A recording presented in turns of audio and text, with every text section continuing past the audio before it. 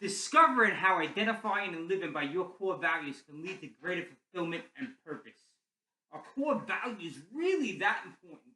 Or are they just abstract concepts that don't really impact daily life? Your core values are like laws that govern your actions. Without clearly defined core values, individuals often find themselves making decisions that lead to things like dissatisfaction, confusion, and lack of direction. Does any of that sound familiar to anybody out there? Because it did to me a couple of years ago before I started hammering down on this.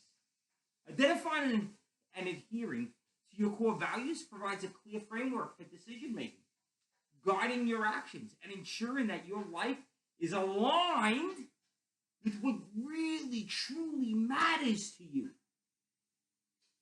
Today, we're going to walk through a three-part process that I use to discover core values, to draw core values out of people. We're going to go to this workbook. And this workbook is available in the link down below. You can just click that link. It'll ask for your email. The email goes to me. I don't share it with anybody. Provide your email, and I will give this to you. Anyway, it asks a whole bunch of questions. We're going to go through a three-part framework, and that framework looks like this. It looks like answer questions, analyze those questions, and then assess and align yourself. I created a list of questions. We're going to go through a couple today, but those questions are really meant for you to answer from the gut. What do I mean by that?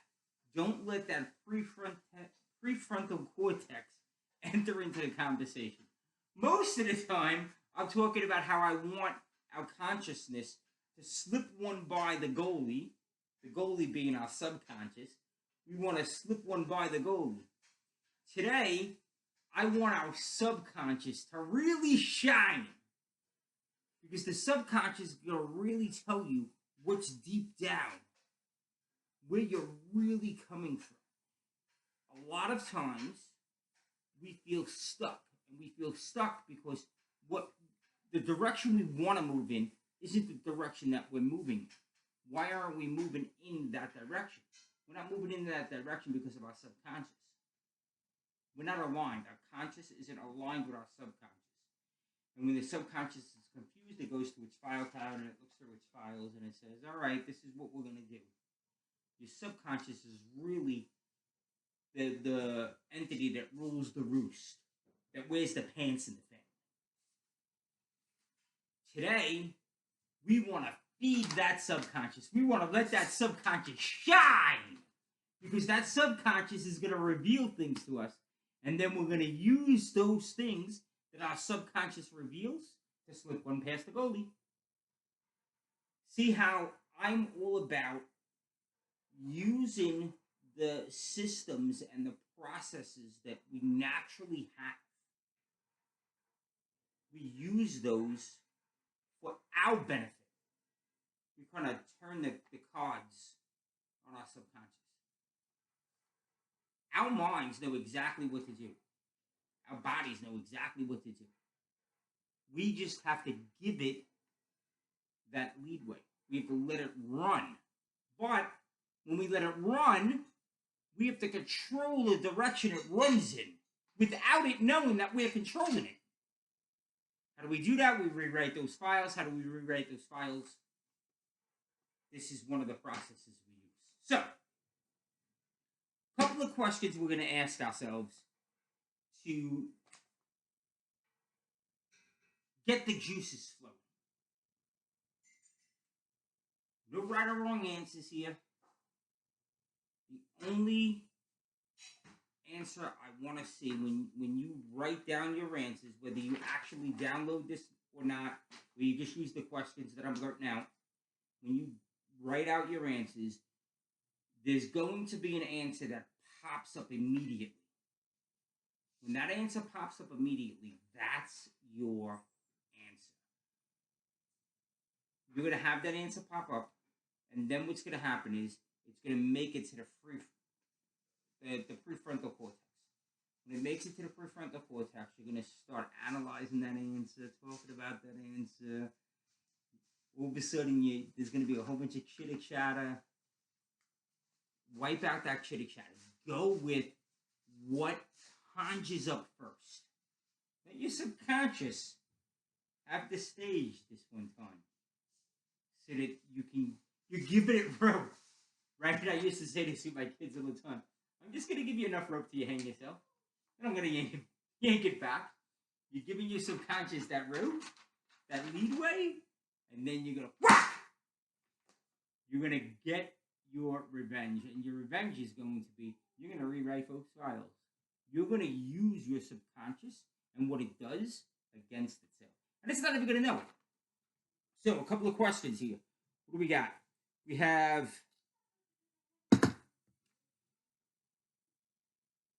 Who's the person you respect most in your life and why? Think about the people that are in your life that you kind of look up to. Why do you look up to them? What is it about those individuals that resonate with you? What qualities do they have? What characteristics do they have? What are they doing in life? Why would they inspire you? What is it about them that you want to emulate? And jot that down. Another question. Let's see the questions I really like here.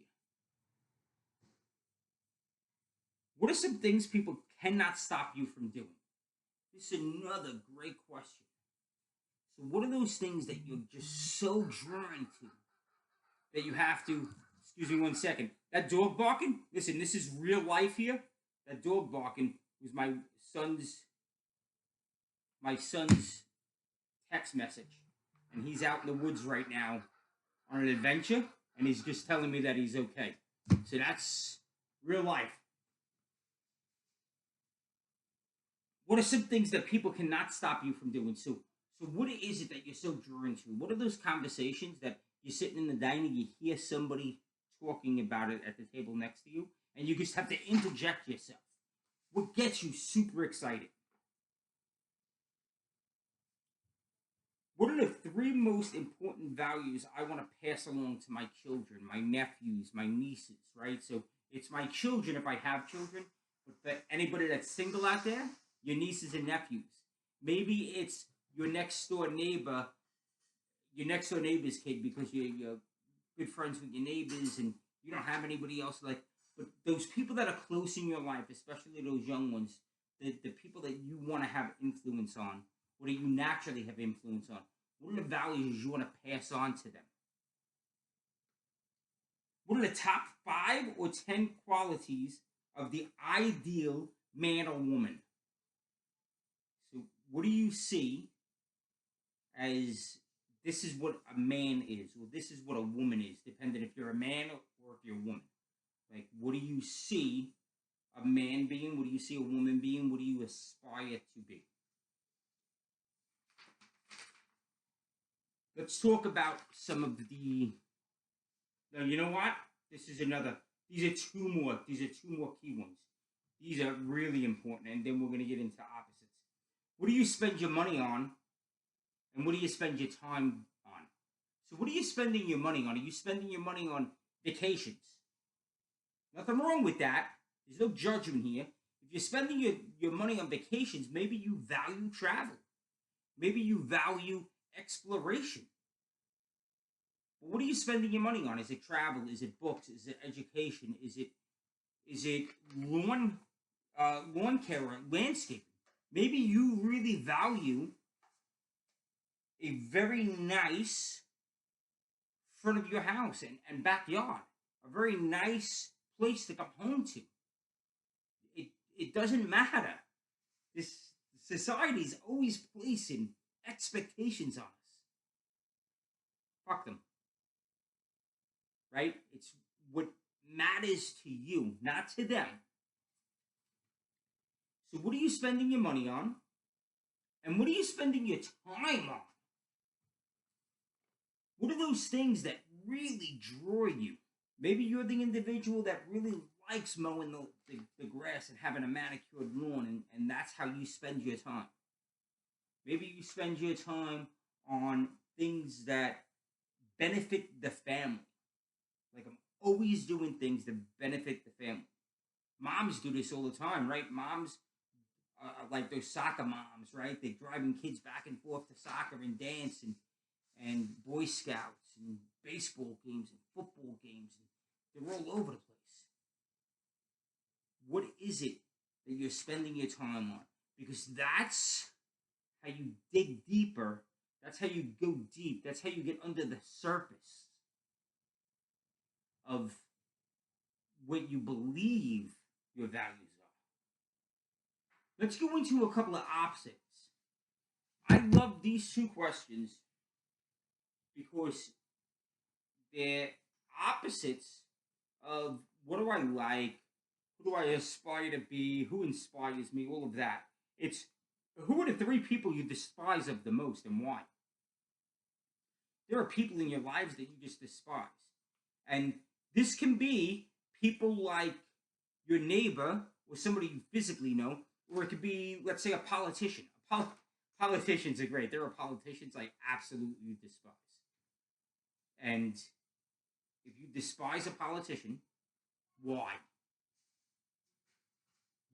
Why do you despise that politician? Why do you despise that person? What are the things that they do? What are the things that they say? And when you despise that, look at the opposite of what they're doing. Because the opposite could be a core value of yours. It's definitely a value. If you despise that person that much, it's definitely a value. You may be able to bump that up to a core value. The other thing, what boils your blood? Hypocrisy boils my blood. Don't say something and do something else. Boils my blood. 100% boils my blood. Because one of my values is integrity. So looking at those things that really tick you off can lead you to what may be a value of yours. Now, I've written out the answers. I answered all the questions. Now I'm going to analyze those answers. I'm literally going to sit here and I'm going to look at the answers. I'm looking for patterns. I'm looking to see what emotions are conjured up. I'm looking to see where my mind goes, what thoughts I have. And I'm putting those pieces together. This isn't something you're going to do in 10 minutes. You may have to answer the questions, and then the next day, go on to the next step of this. But you're going to answer the questions. You're going to let that resonate with you. You're going to let that bubble up. See what bubbles up to the surface. You're going to do all of that. And you're going to notice certain things. And you're going to take physical note of that. And then you're going to go to here. I've listed out 287 possible values that you have. The first thing I do with this is I go through there and I kind of circle. Before I even do the questions, by the way, I'm sorry to be jumping around, but before I even do the questions, I'll go through there and I'll circle all the ones that kind of resonate with me.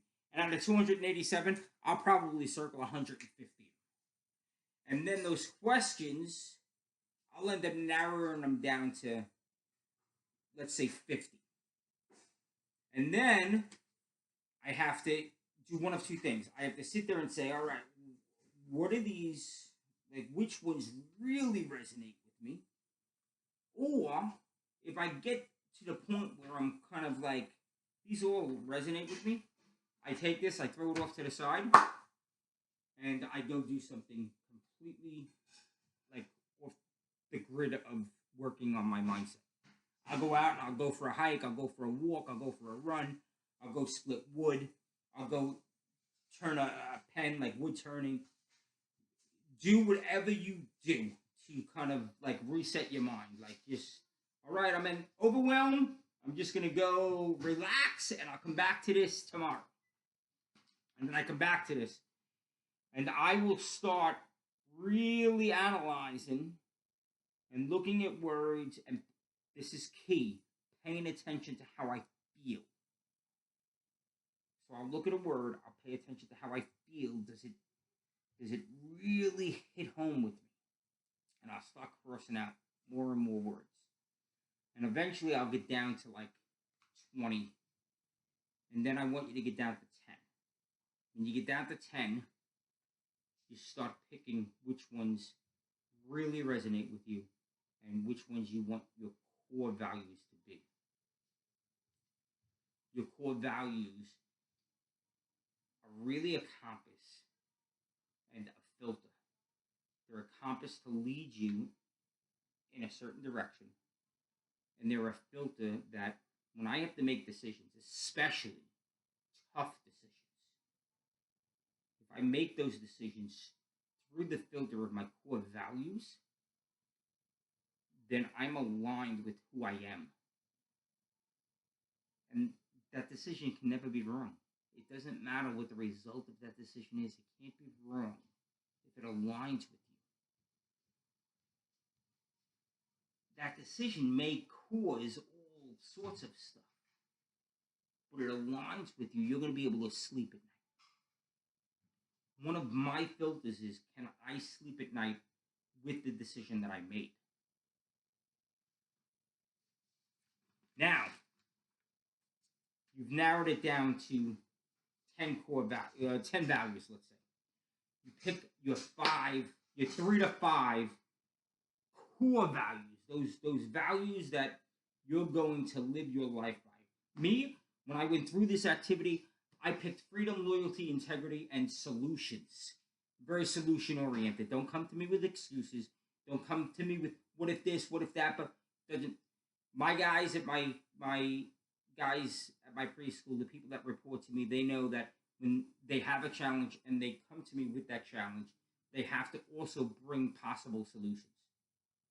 This is what's going on. This is what we found out. This is what we're looking to do. We could do 1, 2, or 3, and number 3 is really resonating the most with me. And then we sit down and we have that conversation. That empowers them because they come up with the solution. But don't come to me looking for me to solve your problem. Now, we have our core values. How do we know they're actually core values? Because core values are deep within you. They're the soul of you, the salt of the earth. Like, they are you. How do you know that core value really represents you?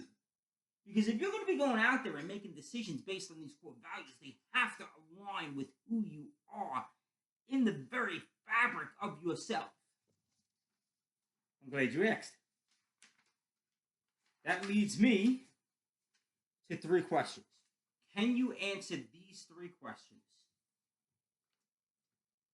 and no to all 3 questions? You answer no to all 3 of these questions. Would you give up that value for an amount of money? Whatever that amount would be. So for me, would I give up freedom, loyalty, integrity, or solutions? Would I give any of that up for 10, 100, a billion, $1 trillion? No. Unconditionally not. It's a deal breaker. You break one of my 4 values, it's a deal breaker. You break loyalty, I'll never even look at you again. Second question, when I have experienced stress, so when you start experiencing stress, a little bit of stress, or if I turn the burn is really high, when you start experiencing stress, will you cave on your value? So think about that and be honest with yourself. Because if you're not honest with yourself, then just throw your value, throw your values out. Like, just be honest with yourself. There's no crime in admitting to yourself, you know what? Yeah, I would sell my integrity for $10 million. If that's an honest answer, then really look at that and decide how you're going to handle it. Do you see changing in the next 10 years? Now, a lot of people that talk about core values, they're like, I went to one training and they were like, you have to choose a core value. Their question, I actually took this from that training. Do you see it changing in the next 10 years? I made it 10 years. They were like 25, 50, basically your whole life. Now, I don't believe it should be a whole life thing. I believe that 10 years is enough for you to grow. Because I can tell you straight out that my core values have changed slightly, and I've used kind of different words, right? Like honesty. I used honesty and integrity interchangeably. So you could switch them, but they gotta be like who you really are. So when you sit there and you actually think about that question, no, I'm not wishy washy on this. For the next 10 years, I could see this being me the next 10 years because you're gonna grow. You're like a snake or a crab, right? Like you're gonna grow and grow and grow, and then you're gonna shed that skin, you're gonna shed that shell, and you're gonna grow into a new person and a new person and a new person. So your values are gonna change. For me, I have my 10 values. Like when I got down to 10 and then I picked my five the first time and then I narrowed it down a little bit more. But when I change a core value, let's say honesty and integrity, right? When I swapped them, honesty was number 5 or 6. Like it's you're gonna bounce back and forth between probably the number 1 core value and the number 7 core value. The number 1 and the number 5. Right? It's not gonna be like completely off the charts. So that was the one that's the one piece I disagreed with the training that I went through. Guys, I hope this has helped you. Your core values are essentially the laws that you live by. Your core values give you a compass to move your life through, a filter to make your decisions. You have a really complicated decision, you're on the fence about something. Every time I've been on the fence, I've gone back to my values. And when I've gone back to my values, like, there's this, oh, you know what? This makes sense here. Core values. Take the time to really delve into this. This isn't a 10-minute project. Give yourself some time to do this. You may need a couple of days to resonate and let things bubble up. Let's plant the seed and then sleep on it. That actually does work. We live up here in the numerator, not down in the denominator. Guys, you know what's coming next. Be unstoppable! I love spending time with you guys. Have a great, great day.